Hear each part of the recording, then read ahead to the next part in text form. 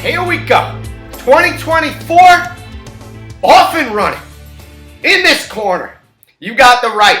Donald Trump, already president of the United States, secure border, great economy, low unemployment, no offshore wars, and of course, a controlled border. But democracy is on the ballot because he's a dictator and fascist. In this corner, you got the left. Joe Biden coming out. Little bit incompetent, somewhat slow, doesn't know where the exit door is. But you could either go with Joe Biden, or you could go with the guy who's going to make the United States of America North Cuba. Okay, because it's going to be dictatorship 101 if he gets into office. Democracy is on the ballot. Are you ready? Are you ready? Let's get it on. It's just crazy. 2024, off and running. Unbelievable. So, you could see the arguments of the right and the left already going to get going. Okay, democracy's on the ballot. We're going to become a dictatorship if this guy gets elected. If this guy gets elected, we're going to have 4 more years of saber rattling, offshore wars, a porous border. It's going to become North Mexico here. Who knows? So, but these are going to be the arguments from both sides. It's going to be just a crazy year. Content makers everywhere are going to have a ball. A lot of content to be commenting and reacting on. So let's go to the New York Post. Let's pull it up. Let me get a look at. Here we are from the Post. Biden calls Trump a loser. Fairy tale villain while likening himself to George Washington. Because, you get those two guys confused all the time. Oh, George, I mean Joe. George Washington. It's just crazy. You can't write better fiction than this. It's unbelievable. So let's get into the article. Go ahead, pull it up. All right, so here we have it. President Biden kicked off his bid for re-election Friday by deriding former President Trump as a loser. It's a pretty good strategy. You can't deny that's a good strategy because it must eat Trump alive because he hates losing. So you got to credit whoever's telling him to do that. Because, I call balls and strikes. Call it straight down the middle. So that's a good play by Joe, just to get into Trump's head, because he hates being thought of as a loser. It kills him.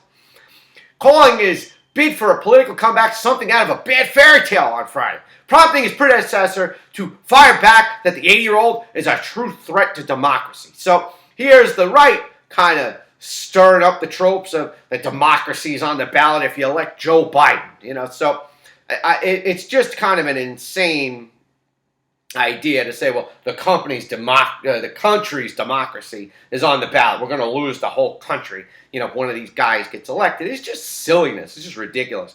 But here we are, 2024, modern day politics. Speaking near Washington's 1777 to 1778 winter encampment at Valley Forge outside on Philadelphia, Biden, when he went scorched earth on both the likely Republican nominee and his allies in Congress, claiming the latter group abandoned democracy after we nearly lost America during a Capitol riot, January 6, 2021. Well, at least that is the proper framing for January 6th. It's a riot, not an insurrection. These people, they were practically carrying pitchforks and torches of fire. Give me a break. If it was a real insurrection, a rebellion to overthrow the government, everybody would have been there with AR-14s and everyone would have been armed and stormed the Capitol. Don't you remember Cuba, Che Guevara, and Fidel Castro? There was a serious coup to overthrow the government. This is ridiculous. It's just a riot. We're crying out loud. And Valley Forge tells the story of the pain and the suffering and the future patriotism it took to make America, Biden said. Such an ascending, rising, positive speech. Began the first proper 2024 campaign speech Biden was given. Today we gather in a new year, some 246 years later, just one day before January 6th, day forever seared in our memory. Because it was that day we nearly lost America, lost it all. It's just so crazy, to say stuff like, hey, we lost it all.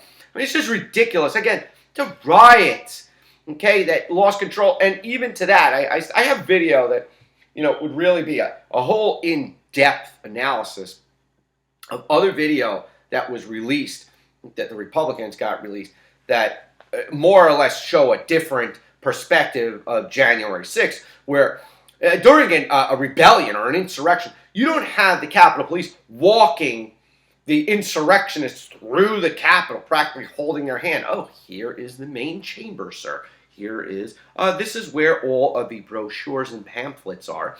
I mean, it's just absurd. And you got people that got years. I think Biden even said, pull up the next one. I think he might even mention this. Go ahead.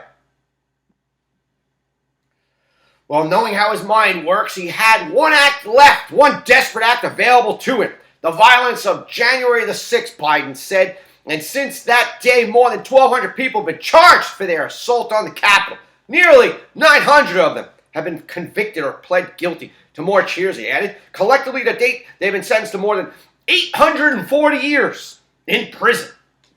Now, kind of ridiculous. Ridiculous. I mean, again, denouncing any violence, and January 6th is certainly not anything that anybody would be proud of. Nobody should be bragging about what took place on January the 6th, 2021.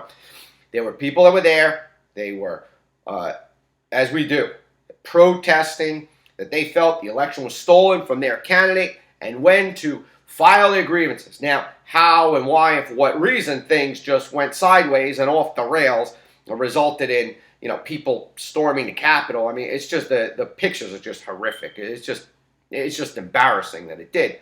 And we can argue why it took place and what happened, and were there antagonists that were planted in the audience to get things going, where they fired upon with like bullets and rubber bullets and gas, and it incited the violence.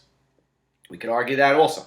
But the real question is, if we're so appalled by everything that took place, how are we not so equally appalled that you had people during the Minneapolis riots, during the Summer of Love, as the Seattle governor or mayor, it is idiot, who ended up saying after George Floyd, there were like police cars being burned and the headquarters being burned down and shops being looted and mobbed and burnt and destroyed. I mean, I don't even think Minneapolis ever recovered. Seattle was the chop zone, or whatever they were calling it. It was the occupied zone. That whole area was just it's just a stomping ground of people that were just rallying against the government and capitalism and all this nonsense. It's just absurd.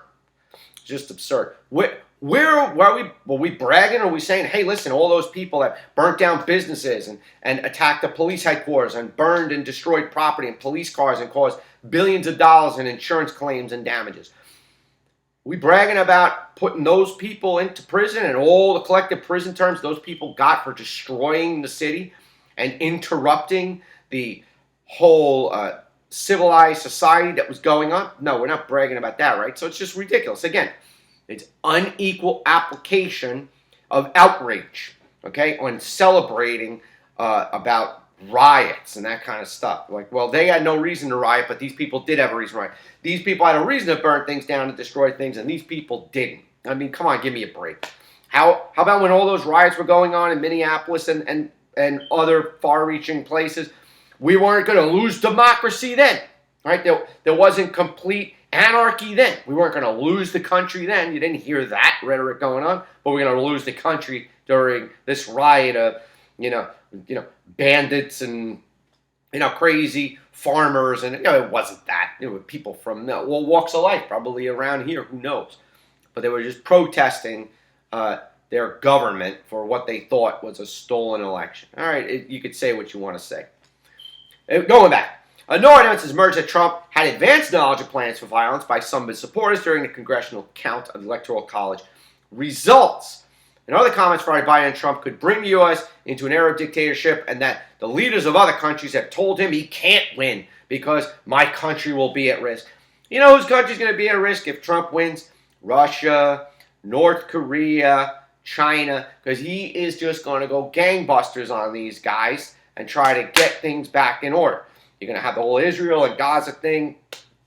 There's got to be law and order. Somebody's got to toughen up with all of this stuff. And it seems like we're not being tough enough on everybody because people think, hey, listen, we're letting people cross the border. Clearly and obviously, not going to be flexing our muscle as a world power to kind of bring all this stuff, the temperature down a bit. But again, it's the same tired old argument. Democracy is on the line. We're going to lose the country. Everybody needs to settle down a little bit.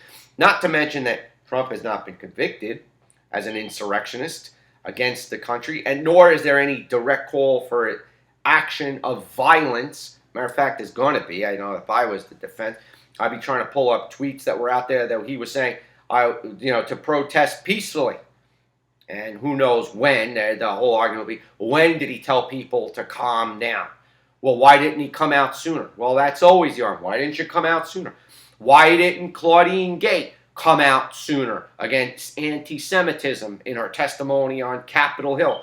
Why did she have to do it afterwards? Well, we could all play that semantical game and argue. I'll tell you this, 2024 is up and running. Are you ready? Are you ready? Let's get it on.